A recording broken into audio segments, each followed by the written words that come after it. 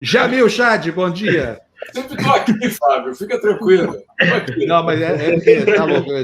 Quero muito falar com o Jamil hoje, porque a gente estava falando aqui que o dia começa com notícias pesadas, mas não são más notícias, não. Incriminar o Bolsonaro não é uma má notícia, porque apenas revela o caráter que ele realmente tem a vida inteira. Agora, o Jamil anotou uma mudança curiosa na posição da diplomacia brasileira, e é uma boa mudança, hein, gente? Vocês se lembram com o Ernesto Araújo, o Brasil tinha mudado uma postura que historicamente vinha adotando de condenar, num documento que é produzido todo ano pela ONU, o embargo dos Estados Unidos a Cuba. Mas as coisas começam a mudar, né, Jamil? Já não é mais assim. O Brasil ontem não votou contra o documento que condena o embargo, né?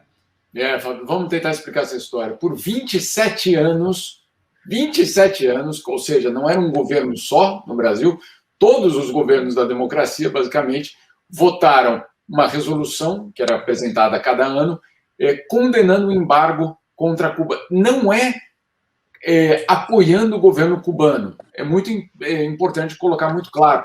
O que essa resolução faz, ela questiona, ela critica, ela condena o embargo americano contra Cuba. Essa a questão, não é chancelar o governo cubano, não é nada disso. Tanto assim que você tem todos os países europeus aderindo a essa resolução e condenando o embargo americano contra Cuba. Esse é o ponto central. Muito bem. Em 2019, pela primeira vez, o Brasil, então, muda de postura, não aprova, não dá o seu voto à resolução e opta por estar ao lado de quem? Dos Estados Unidos e Donald Trump. Donald Trump, Brasil e Israel. Os únicos 3 países dos 190 países da ONU que votam contra essa resolução. Então, foi todo mundo. Obviamente, naquele momento, uma grande surpresa, o Brasil saindo dessa postura tradicional e indo votar ao lado dos americanos.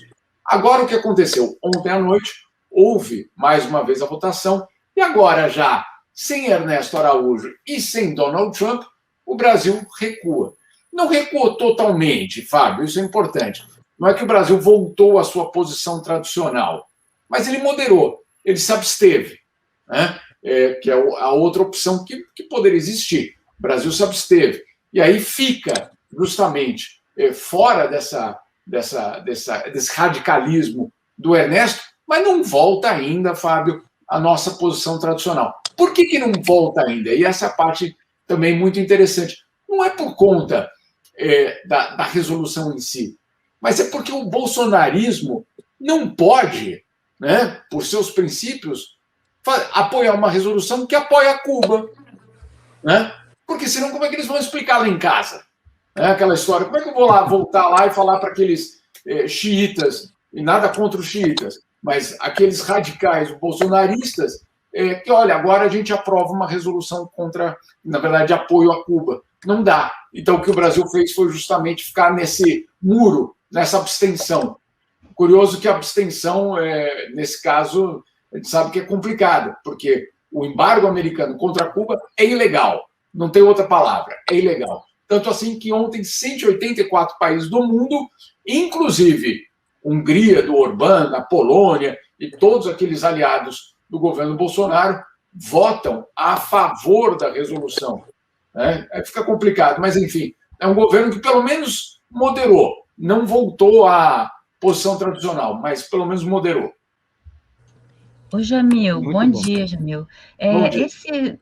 Aproveitando esse assunto, esse embargo já não está totalmente fora do seu tempo, né? Por que ele continua, ele prevalece tantas décadas aí, todos os países votando contra? Por que isso não cai?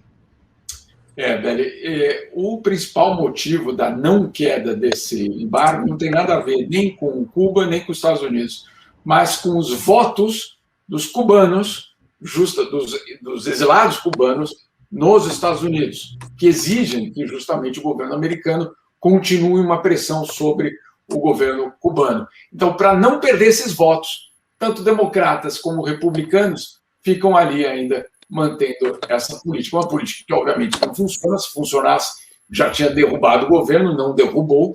O que acontece é que o governo cubano descobriu milhões de formas de sobreviver sob o embargo, um embargo que é dramático, obviamente, mas ele não é suficiente para derrubar. O mais dramático de qualquer embargo é que não é nunca, e aí não é o caso cubano, mas nenhum outro caso no mundo, não é nunca os governantes que sofrem. É sempre a população que sofre. Sempre. Então, o embargo contra quem? Né? É contra, obviamente, a população que não tem acesso a questões básicas. Não é só, insisto, não é só Cuba. A Síria do Assad também vive sob embargo. O Assad caiu? Não. Né? Então, quem está mais pobre hoje? A família Assad ou a população síria? A população síria, obviamente. Né? A mesma coisa no Irã. São os religiosos no Irã que estão mais em uma situação complicada com o embargo contra o Irã? Não, é a população. Então, é complicado. O embargo é sempre uma questão complicada porque ela não atinge a elite do país, que sempre vai ter uma forma de sair. A população em geral que é a mais afetada, sempre.